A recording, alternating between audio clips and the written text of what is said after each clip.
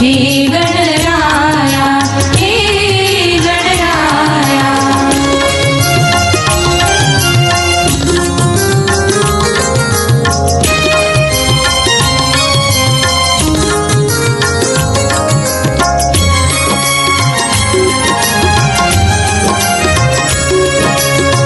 कंठी रुळती माला मुगुटी हिरे,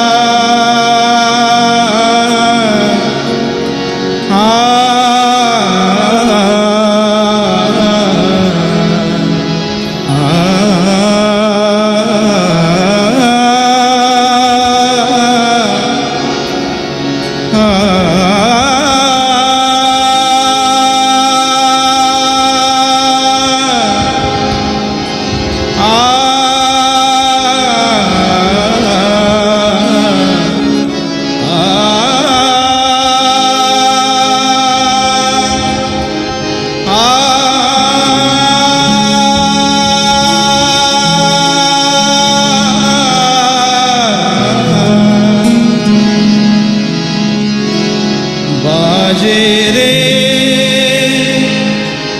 मुरलिया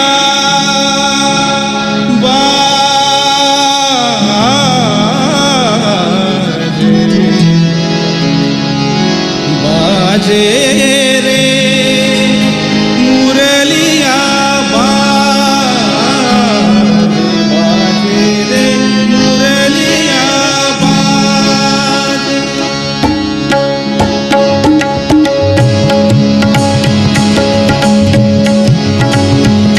बाजे रे मुरलिया बाजे रे मुरलिया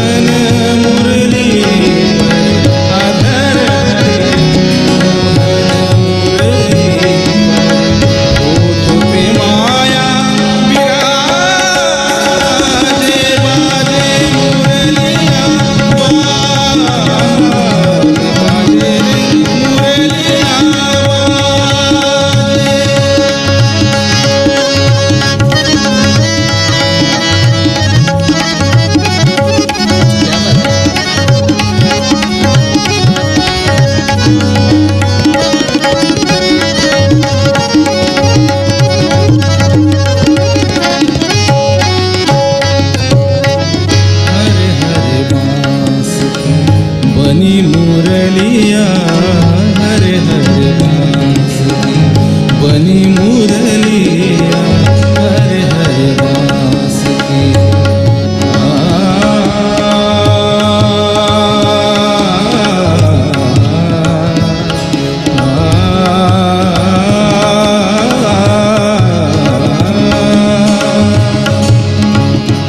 हरे हरे बांस की बनी मुरलिया मरम मरम को छुए अंगुलिया मरम मरम को छुए अंगुलिया चंचल चतुर अंगुलिया जिस पर चंचल चतुर अंगुलिया जिस पर कनक मुंदरिया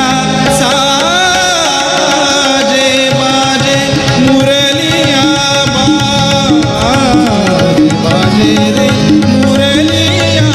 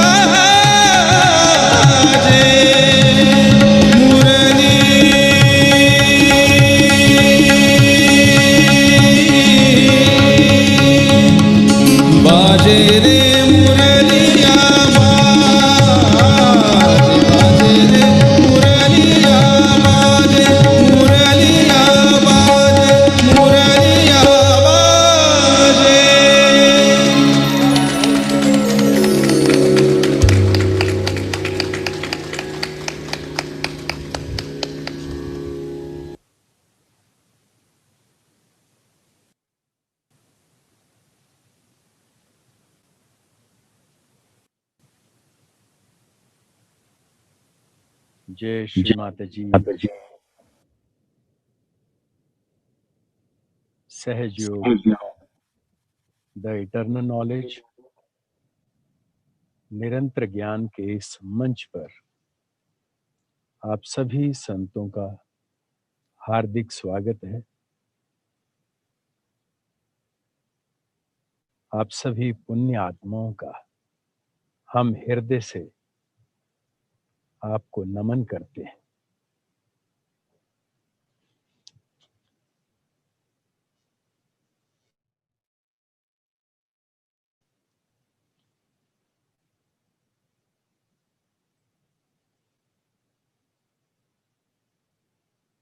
अपना पूर्ण सर्वस्व मां के आनंद स्वरूप में समर्पित करते हुए आज के इस पावन मंगल बेला में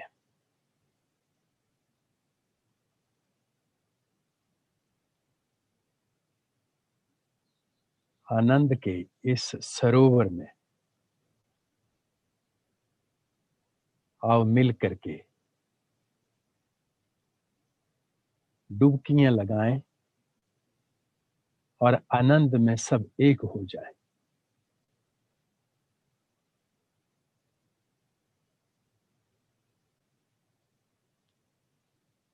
शाम के वक्त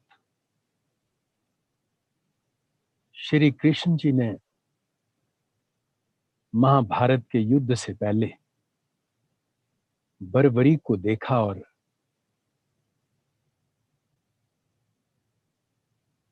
अपनी लीला और कूटनीति के माध्यम से उनसे सर मांग लिया, क्योंकि उनको मालूम था कि ये उनकी जो लीला है उसमें ये खलल डालेंगे। और सिर उन्होंने पीपल के पेड़ के ऊपर टांग दिया। 18 दिन के बाद जब ये बात चली कि किसको इसका श्रेय जाता है, तो पांडवों में आपस में ये बात भारी दिखती हुई जब बर्बरी को बुलाया गया, उसका सिर धड़ के साथ लगा करके और श्री कृष्ण जी ने पूछा कि आप ही इसका निर्णय करें कि इस युद्ध में आपने क्या देखा। तो वो कहते कि ना तो मैं कौरवों की तरफ से कुछ देखा, ना पांडवों की तरफ से देखा, मैंने बस एक सुदर्शन चक्र देखा। ये सब परमात्मा की लीला है, हम केवल इसके साक्षी हैं। और मां की कृपा से हम भी इस साक्षी स्वरूप तब में जागृत हो गए।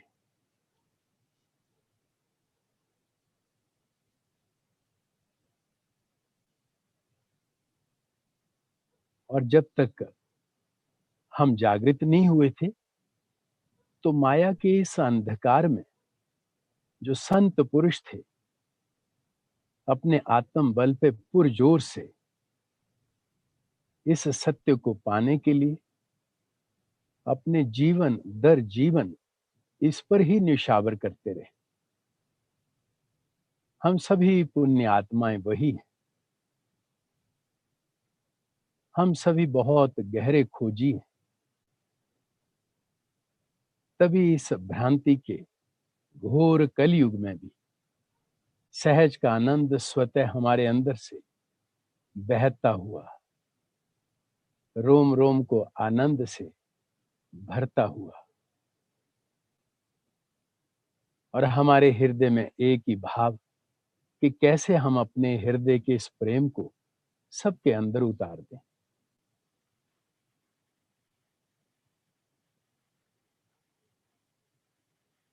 माँ हमारे हृदय में हमेशा अपने बच्चों का इंतजार करती है। माँ बुलाती है, जैसे हम माँ को ढूंढते हैं, माँ भी हमें ढूंढती है। और ये माँ का बुलाना हृदय में ही है। हमारा अगर चित्त आत्मा पे आ जाए तो ये चित्त आत्मा की शक्ति बन जाता है। तब जैसे माँ ने बताया कि आप कालातीत, धर्मातीत और देहातीत हो जाते हैं। ये स्थिति ही चेतना की स्थिति है। यही हमारे विराट से जुड़ने का एक भाव जो हमारे अंदर चैतन्य के रूप में झंकृत होना शुरू हो जाता है।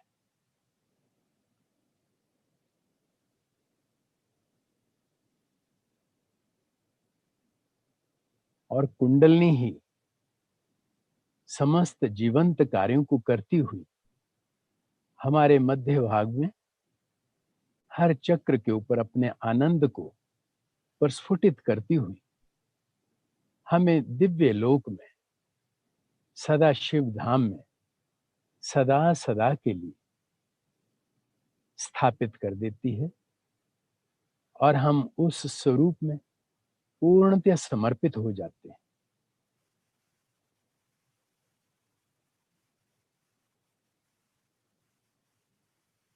आज शनिवार का दिन, विराट का दिन, विशुद्धि चक्र का दिन। आइए इस विराट स्वरूप का, इस चैतन्य के सागर का मिल करके आनंद लें।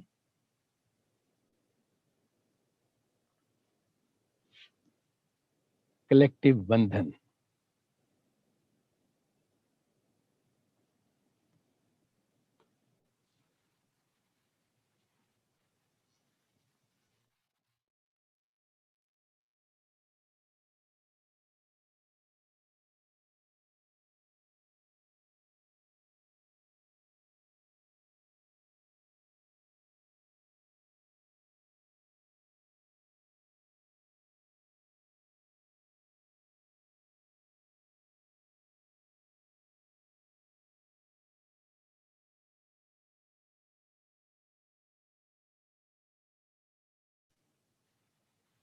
तीन महामंत्र।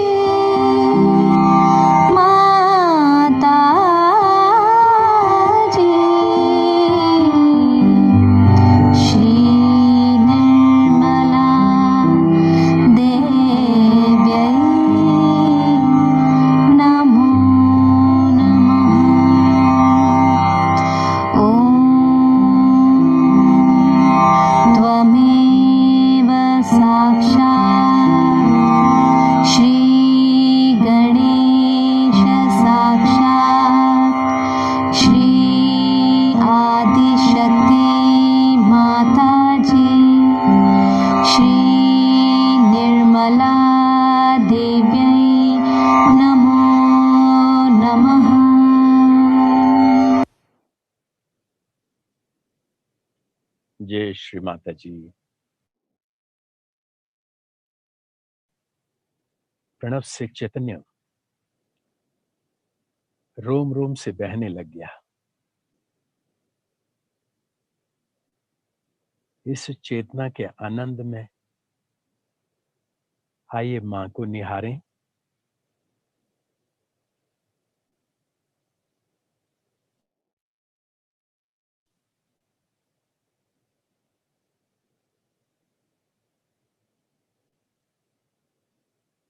मां को देखने मात्र से ही हृदय कली, सभी चक्र सुरभित हो उठते हैं।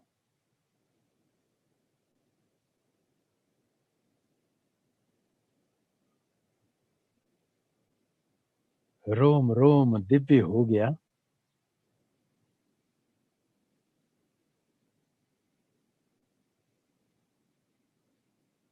भाव शून्य में चले गए।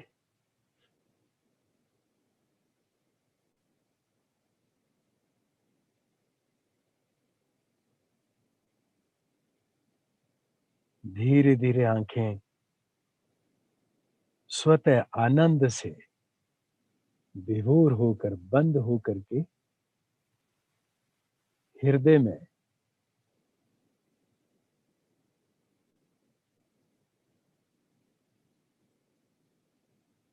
समा गई।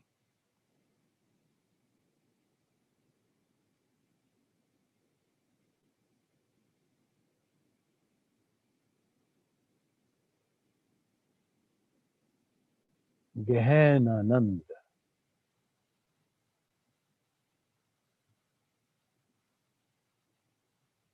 मां का आह्वान हृदय में।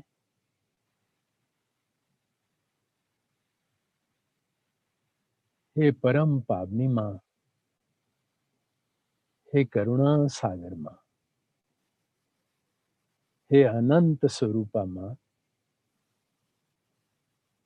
हम सभी बच्चों की एक ही प्रार्थना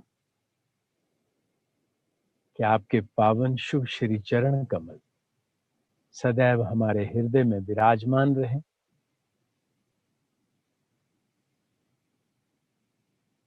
हमें आपके श्री चरणों में अनन्य भक्ति का वरदान मिले। पूर्ण श्रद्धा में हम सदैव समर्पित रहें। आपकी परम कृपा से हम अपने सत्य स्वरूप आत्मा में एक रूप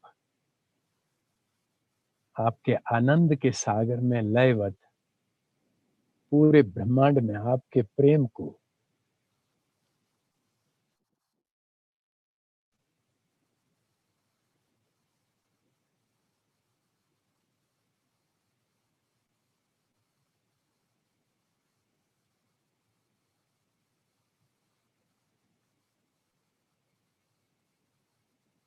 आनंद के सागर में सब एक रूप हो जाएं।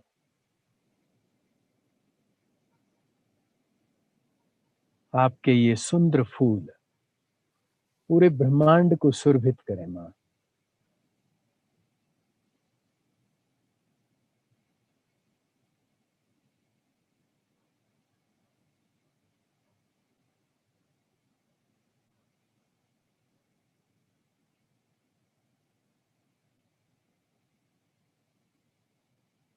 हे मां,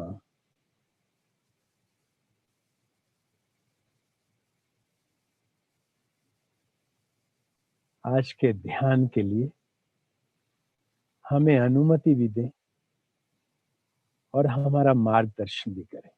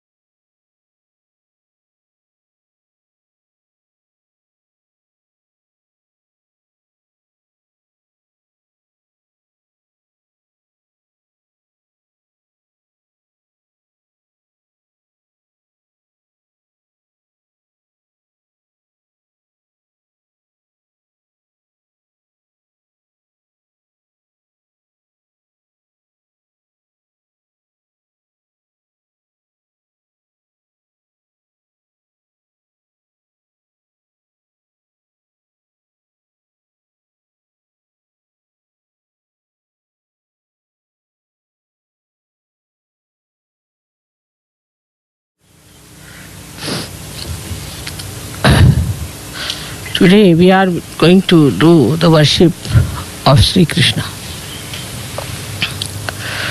Sri Krishna came at a time on this earth when in India the people were very much ritualistic. They had become slaves of the so-called Brahmins, who had no idea about God at all, because they started a theme that a Brahmin can have a Brahmin son. So the birth determined the caste of a person. Before that, it was not that a Brahmin would have a Brahmin as his son. It's also true that if you are a realized soul in the real sense, if you are a really realized soul, then you must have a child which is a realized soul. And that is how also, if it was said that if the father is a Brahmin, is a realized soul, his son also becomes a Brahmin. Because you are a Sahajogi now, you can understand that a Sahajogi's son normally becomes a Sahajogi. So it was agreed that children of a Brahmin will be called as a Brahmin. Gradually it amounted to this, that any child born out of a Brahmin was called as Brahmin. Now we have seen that many Sahajogis also don't have realized souls as their children. Maybe their own karmas, maybe the child, anything it is. But even I have seen some Sahajogis having horribly devilish children. So it shows that it is not through your birth you can claim that you are a Brahmin or the one who has known the Brahma. Brahma is the all-pervading power. So you have to be a Brahmin by your karma, by what you do. That is how we have got Valmiki, who was just a fisherman. He wrote Ramayana, he was a great Brahmin. Then we have got Vyasa, who wrote Gita. He was an illegitimate son of a fisherwoman, and he wrote Gita. So this idea was flouted by Sri Krishna's incarnation. He wanted to flout this idea that Brahmins are the ones who can only worship God.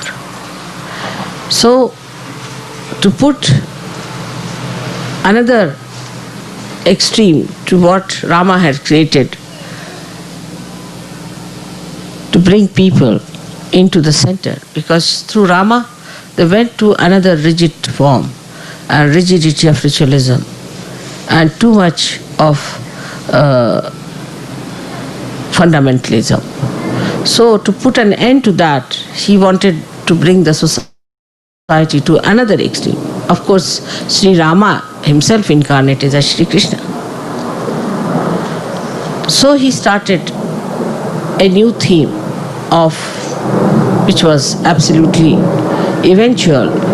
It was just absolutely evolutionary that such a new theme should come up. And this new theme was that the whole thing is nothing but a Leela.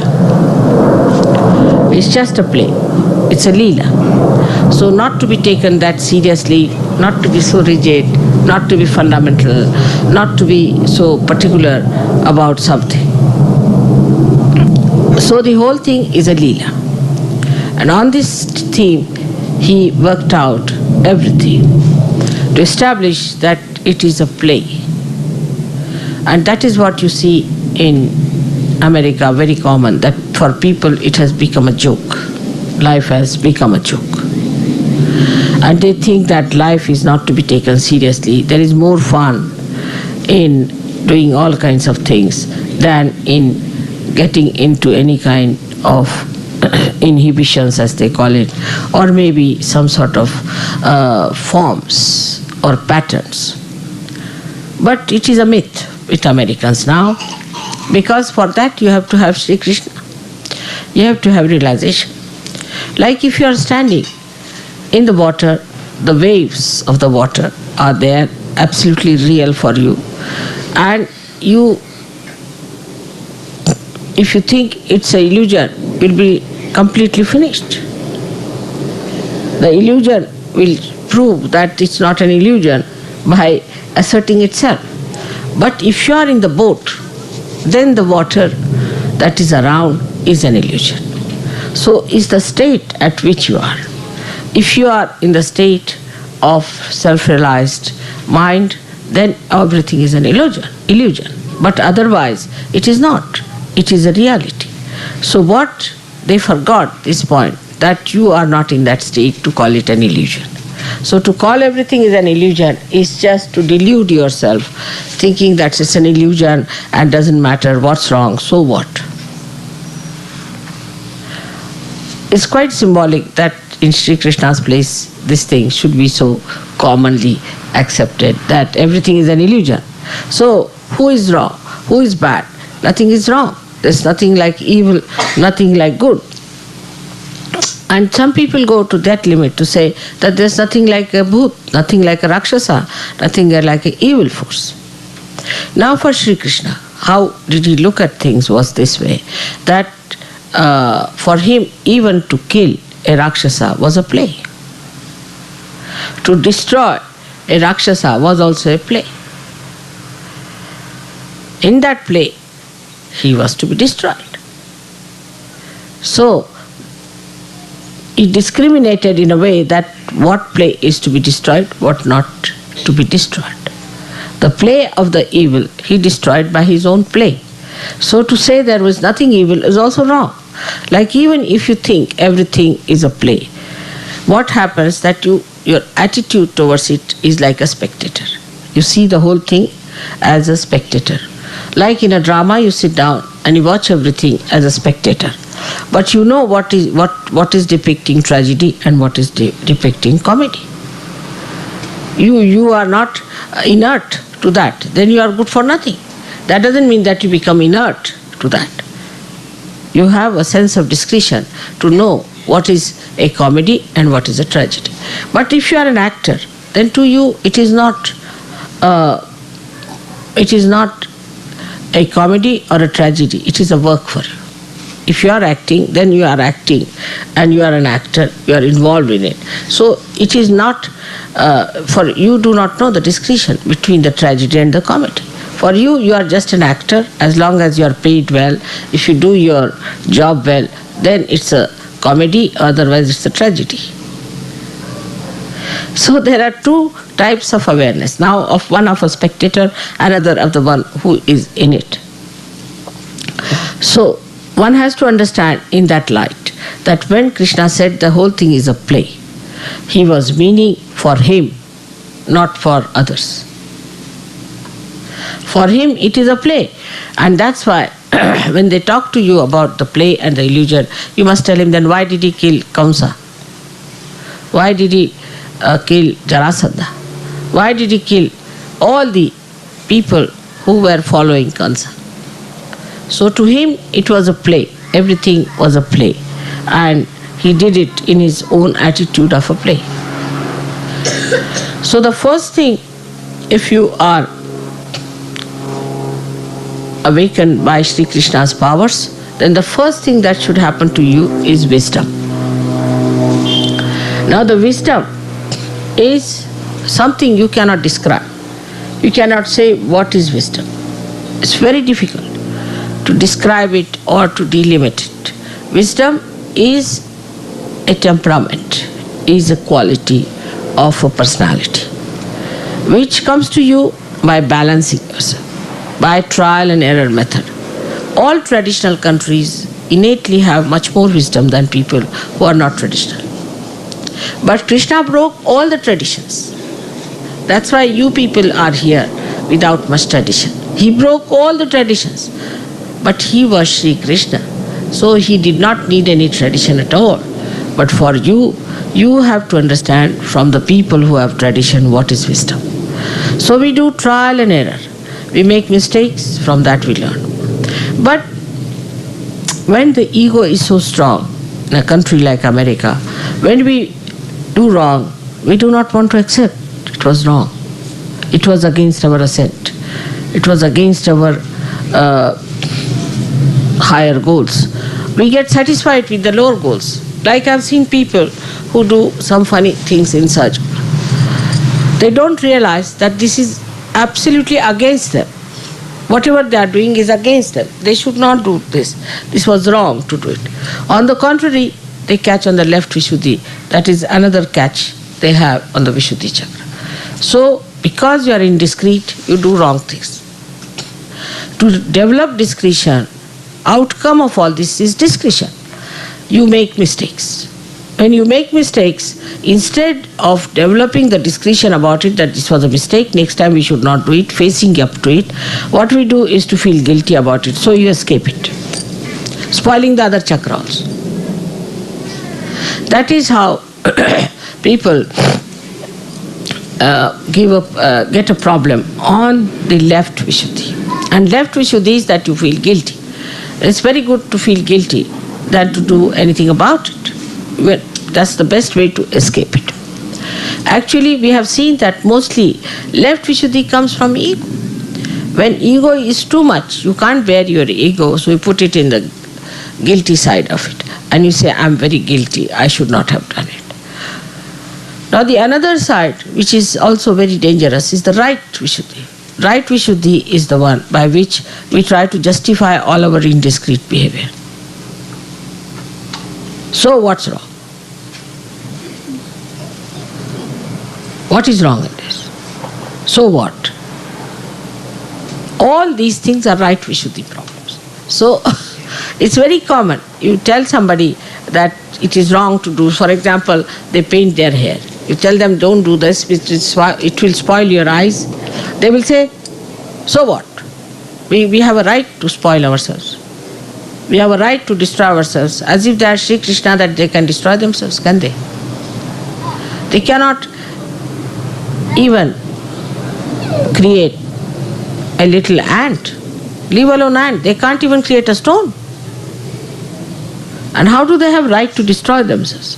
So this is the right side thing, where we think that we have the right to destroy. As I told you about eyes yesterday, is very important. That eyes are the ones which gives you the play of Sri Krishna, the power of Sri Krishna. Even a glance, a little glance of a person who has Krishna consciousness, as they call it, if he has Krishna consciousness, then should be able to awaken the Kundalini, should be able to redeem, should be able to comfort, should be able to cure anyone. Even a glance, a side glance can do it, if it has Krishna consciousness, but not self-certified ones who say we are Krishna consciousness all the time, taking the name of Sri Krishna or any mantra. So on the left-hand side, the escape is feeling guilty. When you feel guilty, they try to find out some method of expression. So they say they go to some guru, and then the guru gives them some sort of a mantra, and they accept that mantra, they go on saying. As a result of that, they catch more on the left Vishuddhi. Because if you go on saying mantra without the connection, you get completely caught up. So the left Vishuddhi is again gone, and your mantras are absolutely useless, they are destroying time. Actually, many people I have seen who get to heart attacks, who get anginas, and also who get cancer, are the people who have been doing mantras like this, without the connection with the divine. If you are not connected, say for example, this is not connected and I start using it too much, it will get spoiled. In the same way, the center on the left hand side gets spoiled when you start saying any mantra without being connected, without feeling the power of that mantra. So in Sahaja Yoga, we've got mantras to neutralize these mantras on the left hand side. Right hand side comes when we talk big. It's a common thing with your politicians, they talk very big. They think they are very responsible people and do all irresponsible things. So when you want to spoil that chakra, one has to do some irresponsible talk. So like that we can say, I will do this for you, I will do that, I like it, I can find this, I can manage this, finished. When you start saying in the ego form that I have to do this, I will do this, then our ego shows up.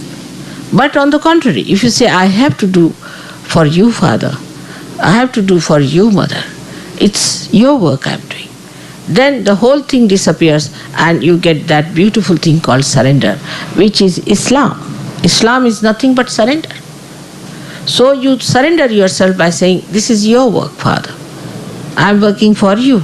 I am your instrument. I am your flute. So you play the melody of God.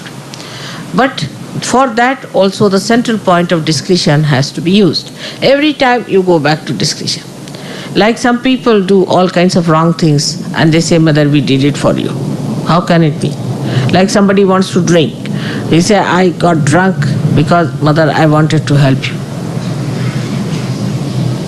Or Hitler can say that I killed so many people because I wanted to remove all the Jews who killed Christ.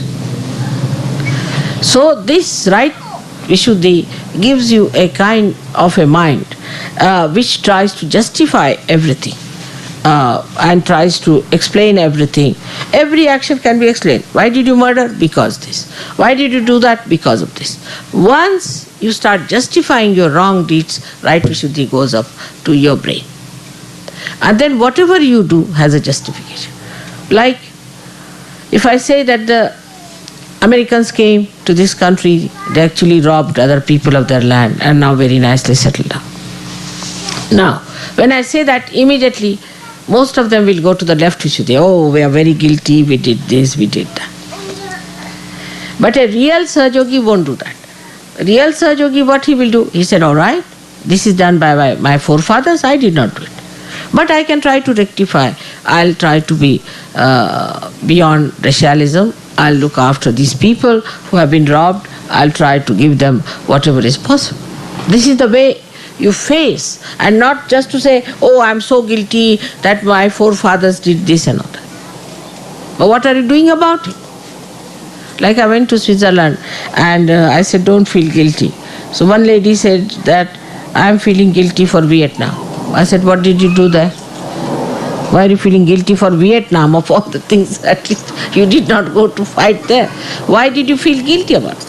So she says, I'm feeling just guilty because I think we have done a wrong thing. I said, but how do you call yourself we? So this is also another point which comes out of indiscretion, that we suddenly become a personality which is a part and parcel of the whole. So we think that, oh, we in Americans are of the world. All right, how? The day you become the world, most of the problems will be solved. They are the greatest headaches, like Russians are. Both are headaches to the whole world. If they become the whole world, there is no problem. There is no problem, because then they become the love. But just assuming a situation where we think, we are, we. Who are the we? Husband and wife can't live together. Children and father cannot live together. Mother cannot live with the children. What are we? Where are we? Such fragmentations. They'll fight over small things like a pen knife or something. Which pen knife to be bought? For that they will fight. How are they we? There is no union, there is no concord. Just the opposite of all that is the Vishuddhi Chakra. So, from the very beginning, if you see that a person who is a realized soul should see everything as a play. Even the destruction of evil is important. Even the killing of the evil is important. If you do not kill the evil will rule. Do you think Hitler should have been saved and should have been put in charge of God? He is saved by killing him. Because he was destroyed, because everything was destroyed, he saved. This is to be understood in his life, Krishna's life, that this is first thing happens. So that for you people, evil is to be finished. So what you have to pray that, oh Lord, finish all the evil of the world, all the destruction of the world, all the minds which build up our destruction, please try to neutralize it. This is what a Sahaja Yogi should ask for. Instead of that, they try to sometimes identify themselves with these ideas. That's not correct. You have to stand up and you have to say that is wrong. We are not to destroy anyone. We are not to kill anybody. We have no right. So when Krishna told Arjuna that you kill everyone who are related to you, who are your friends and who look like your gurus, but they are already dead. It was Sri Krishna who said. It was the incarnation of Sri Krishna said it. That doesn't mean that you start killing everybody, becoming Arjuna. You are not Arjuna. That is how Anand Marg, organization came up. We started killing everyone, thinking that they have a right to kill. How? You have no sense of right and wrong. How can you kill anyone? Or how can you save anyone? First of all, try to save instead of killing. Supposing you are faced with a boat which is in danger, people are getting drowned, and you find that you have to save the people. Will you kill the people there, or you try to salvage them? There is no occasion for killing now. You don't have to worry about killing. Let God do that job. What you have to do is to save people. You have to save as many as possible all the time. And those who are wrong type of people, you just forget about them. You just move them out. Take them away. Have nothing to do with them. Do what you like, but do not kill them. So that is one thing one has to understand at Sahaja Yogis. That you are not here to kill anyone, to destroy anyone, to trouble anyone, or to do something that is not proper. Even there is no need to say harsh words. God is going to look after. He's so anxious today. You are on the stage and He's so anxious to help you in every way because you are doing His work. But doing His work, you don't take up His sword into your hands and start killing everyone. That's a very common thing. We do it in Sahaja Yoga. I've seen people become very aggressive. They talk very aggressively, especially the newcomers who come in a program. Instead of being kind, nice, compassionate, good to them, immediately they say, you are a bhoot. Very common. You won't find me doing that anytime, do I? Then you start aggressing each other also, which is against the principle of Vishuddhi. You are not to aggress. You see, because whole thing becomes discretion. What is discretion is diplomacy. The divine diplomacy is expressed through your discretion. If you have a sense of discretion, now you know this man is dangerous. He is troubling you. Now, if you have a proper sense, you will remove that person in such a way from amidst yourself that there won't be any more discretion or destruction. But on the contrary, what you do is to challenge that person. And a big fight starts. And Sahaja Yogis then fight, I tell you, sometimes I don't know what to say about their fights. So must have discretion, must understand. A situation develops. For example, a situation develops where you find somebody is telling you, you see, this person had said this about. Then the same person goes and tells another person, that person has said this about. Then you start quarreling. Instead of finding out the basic reason, instead of finding out why this is happening, why such a situation has come within ourselves. We were friends, what has happened? Instead of that, one starts fighting, getting angry. That's not a sign of any realized soul expression. Realized soul's expressions have to be extremely discreet, delicate, beautiful. Nobody should notice that you have been in any way effective. And that's how you'll work it out. So the incarnation of Sri Krishna, as we say, is the incarnation of the divine diplomacy. So he plays. Give you an example, how he plays. There was a Rakshasa, a devil, who had a blessing from Shiva that nobody can kill him, and only a saint who has never opened his eyes all his life, if he puts his eyes on him, he will be killed. So there was a saint who had a blessing that you go into your yoga nidra, sleep in your yoga sleep, and once you open your eyes, on whomsoever it will fall, such a person will die. Alright. So Sri Krishna was very clever.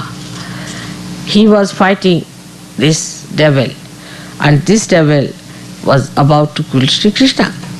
And Sri Krishna knew all about this, his background. So he started running away from the field.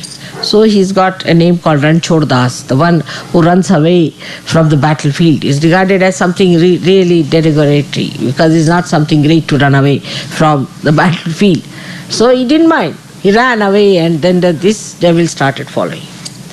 And he went into the cave where this great saint was sleeping in his yoga nidra. And he removed his shawl and put it on slowly, delicately on that saint, and hid himself. So this Rakshasa came behind him. He saw him lying down there. He thought this was Sri Krishna. He said, so now you're tired, you're lying down here. Come along now, open your eyes. And as soon as he pulled a shawl with little strength, see, this fellow got up and his eyes looked at him, and he just was burnt. And he did not mind getting the bad name of Ranchhod Das. That is the sign of diplomacy. So the whole discretion of his is playing throughout his life. The whole discretion, what he should do, what is right, what is wrong, is he doesn't have this problem. Then he had to have his powers, all of them brought on this earth. So he played a trick. He got all those powers in the form of women, young women. And he made one king, you see, drag these women into his own court for him to use them. But he could never touch them. So Sri Krishna went and defeated this man. He has to have justification also. He has to have a religious justification for doing something. So he killed this king, brought all these women, and they all became his wives, so-called. All kinds of tricks he used to play. I'll tell you the Radha's trick that he played. Today I'm wearing a dress like a Radha because she's Viratangana. She's the one who protects our Sushumna Nadi. She's the Mahalakshmi. And she wears the sari like this to protect. She wears this way, while she leaves her left hand open because this is the Shakti of Mahakali. And the right hand she closes because the right hand is the Shakti of Mahasaraswati, meaning the power of creation, because creation has been done already. She has created the earth and she has created human beings, everything is done. Now that is stopped. And in India, Brahmadeva is not worshipped except just one temple where they worship Brahmadeva. Otherwise, Brahmadeva has no temple or anything. So she closes this side, she preserves it within herself, and she opens her left side. And in front of her is the complete protection made for all her disciples. This is the whole big achal she makes. Normally the achal is the other side of it, where the child is kept inside, hidden in the other sari. But in this one, the one that they have here, is the child is kept underneath this. So the whole ascent takes place of Mahalakshmi. And that's why this is the Radha's powers is shown. So I'll tell you the last story about her, which will conclude this talk about Radha and Sri Krishna. That one day, one of the wives of Sri Krishna was befooled by Narada. And Narada said, see, Krishna doesn't love you, he only loves Radha. He's just telling you stories that he loves you, that you are his wives, but he's not. He is only attached to Radha. So the rumor, you see, went into the women. All of them started feeling that, oh really, it is so. So they went and told Sri Krishna that you don't love us, you just love Radha. He said, who told you? He said, Narada. No, who told you this? He said, Narada. They said, Narada is just telling you lies. He is just trying to make some quarrel between you and me. So don't listen to him. They said, no, it's true. We can prove it. He said, all right. I don't know that, but just now got terrible pain in the stomach. Terrible pain. I can't get over it. So they got all worried. They said, what's the matter? What sort of a pain it is? What can we do to overcome this pain? He said, there's a very simple thing that you'll have to give me the dust of your feet to drink. If you can take out the dust of your feet and give me to drink, then I'll be saved.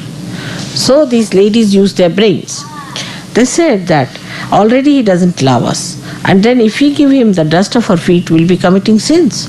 And then it is going to be much worse. So what's the use of playing into his hands? He's very diplomatic. It's better to forget about it. He said, no, we don't want to do such a sinful thing. It's to give you the dust of our feet. It's not non-protocolish. We have nothing to do like that. You don't teach us all bad things. See, so they stopped it. So Narada came, he said, now what to do, how to get rid of your pain in the stomach? He said, there's only way out, you go to Radha and tell her that I've got a pain in the stomach and this is the medicine. So he went to Radhaji and he said to her that, you see, Shri Krishna is very sick, he has got pain in the stomach, and what you have to do is to give the dust of your feet. She said, yes, why not? Take it. For that pain, of course, why not? So he said, aren't you worried about your punyas? Aren't you worried that you are committing sin? He said, you don't know this Shri Krishna. He has no sense of sin at all. He makes me do sin morning till evening. What am I to worry about sins? I am not going to worry about that. You better take this for him. This is his worry. So he took the dust of Radha's feet and took it down to Shri Krishna. Shri Krishna, did she give you? He said, did she give you? He said, yes, she has. I'm surprised.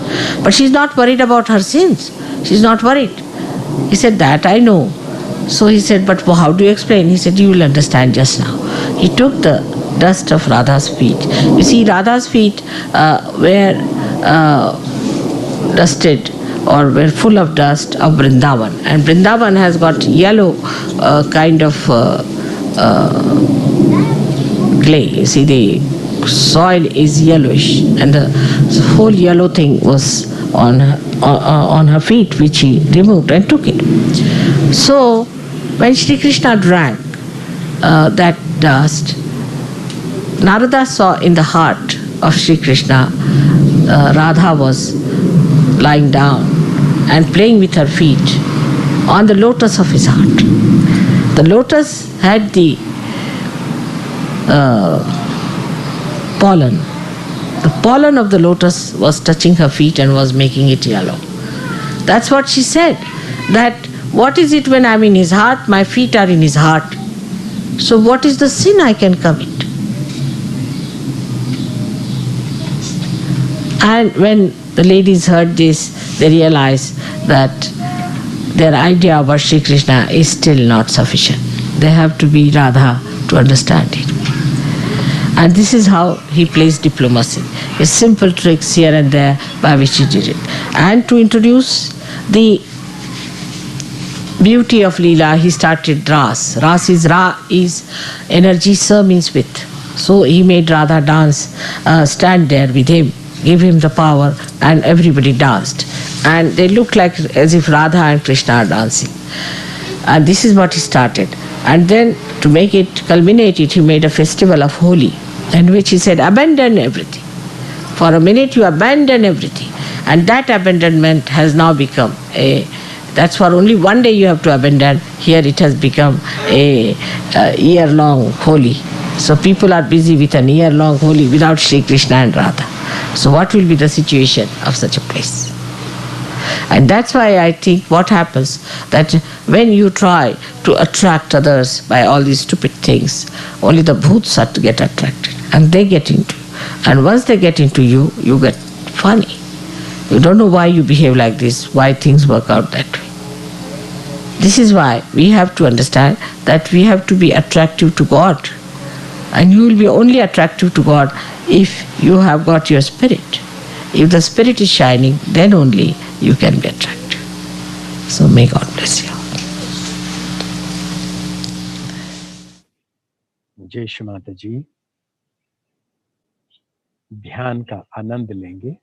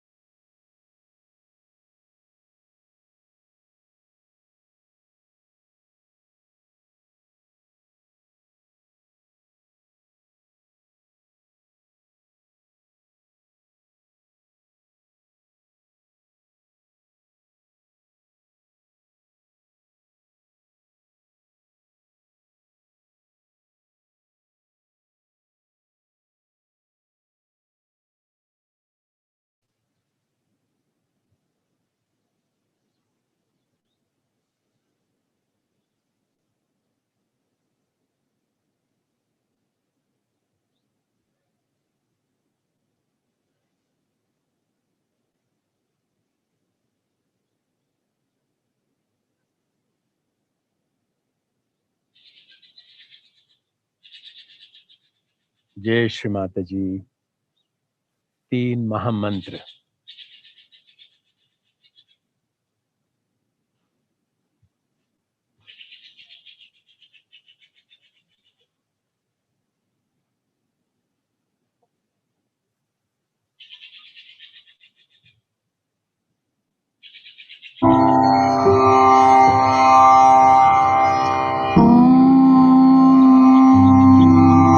त्वमेव साक्षात् श्री महालक्ष्मी महासरस्वती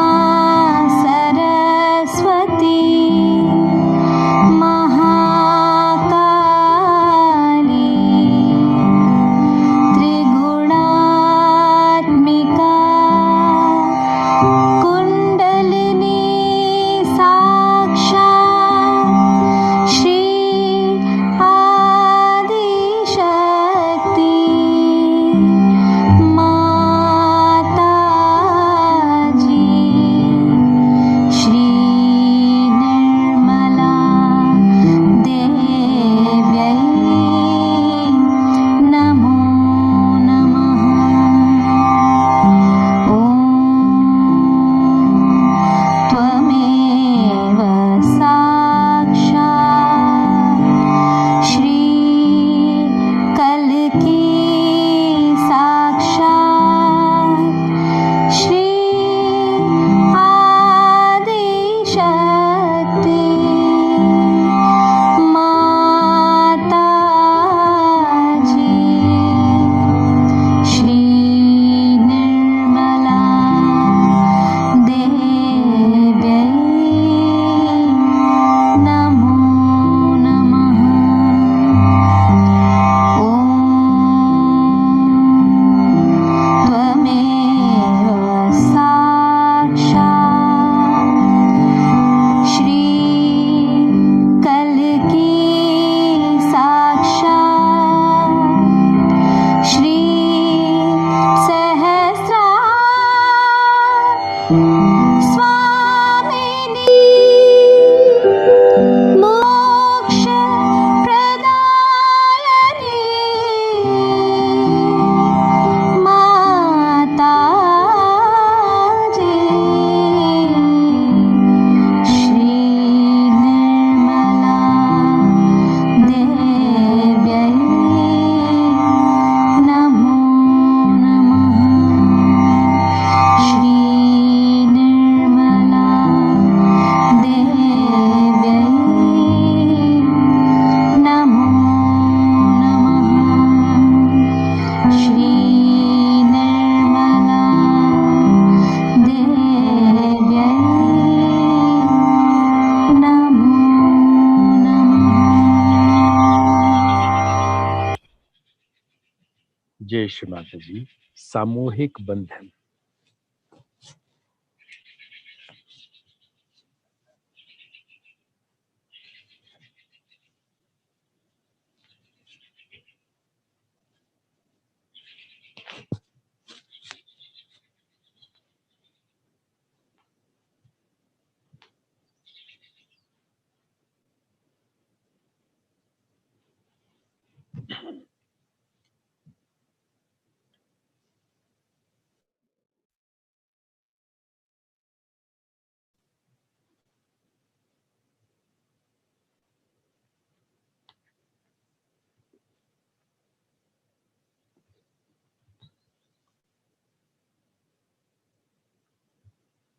जय श्री माता जी।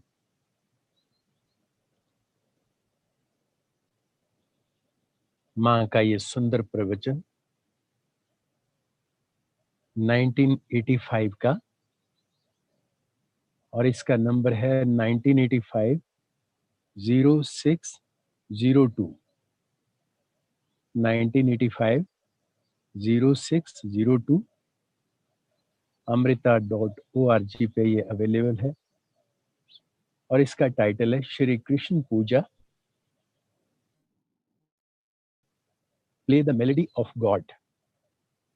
Shri Krishna Puja, play the melody of God.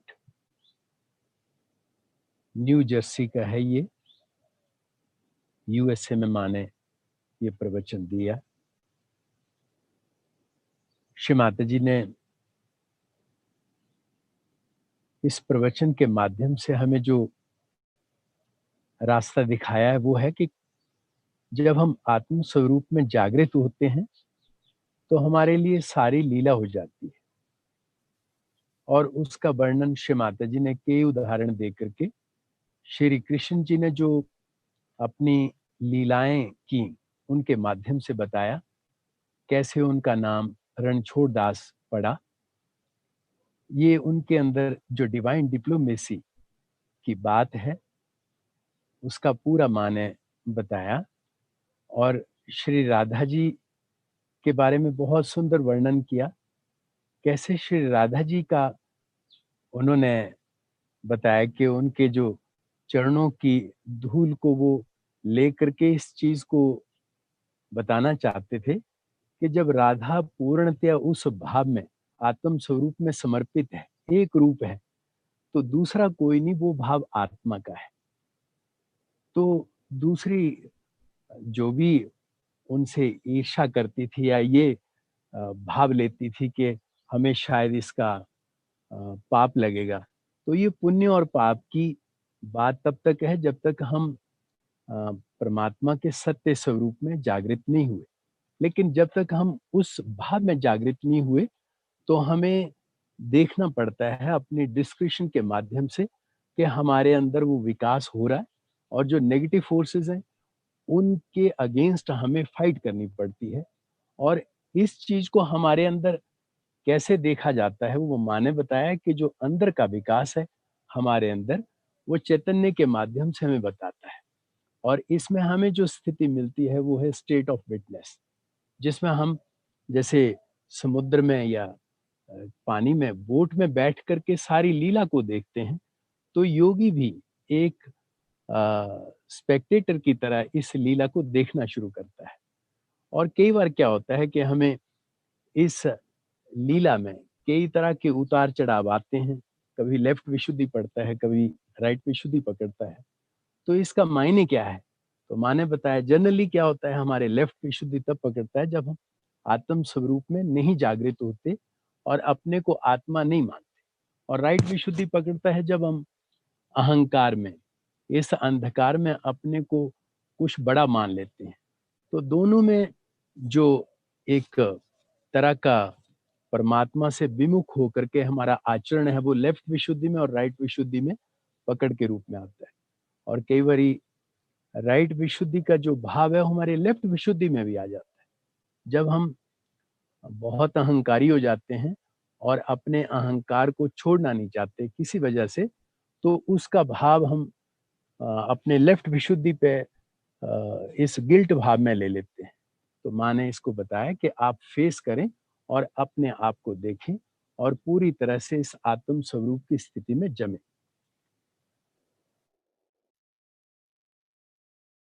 जो प्रवचन, सुंदर प्रवचन, इसका आनंद हमारे हृदय में जो भरा गया, तो हम माँ के प्रति पूर्णतया इस भाव में समर्पित हो करके और श्री माँ को हृदय से धन्यवाद देते हैं। श्री माता जी आज के इस सुंदर ध्यान के लिए, इस आनंद के लिए, आपकी इस अमृत वाणी के माध्यम से जो हमें ज्ञान मिला, इस सब आशीर्वाद के लिए हम आपके पावन श्री चरणों में पूरी तरह से समर्पित हैं, ऋणी हैं। हे माँ, हमारा रोम रोम आपके पावन श्री चरणों में सदा ही समर्पित है। श्री माता जी, हम बच्चों से जाने अनजाने कोई गलती हुई हो तो कृपा करके हमें क्षमा करें। श्री माता जी, हमारी एक ही विनम्र प्रार्थना कि हम सदैव इस आत्म स्वरूप, इस परमात्मा की चेतना में एक रहें और इस चैतन्य के सागर में सदैव आनंद में रहें और हमारा प्रेम पूरे विश्व को एक रूप कर दे। सारी नकारात्मकताएं आपकी शक्तियों द्वारा पूर्णतया नष्ट हो जाए, सतयुग पूरी तरह से प्रकाशित हो जाए। यही हमारी आपके पावन श्री चरणों में विनम्र प्रार्थना है।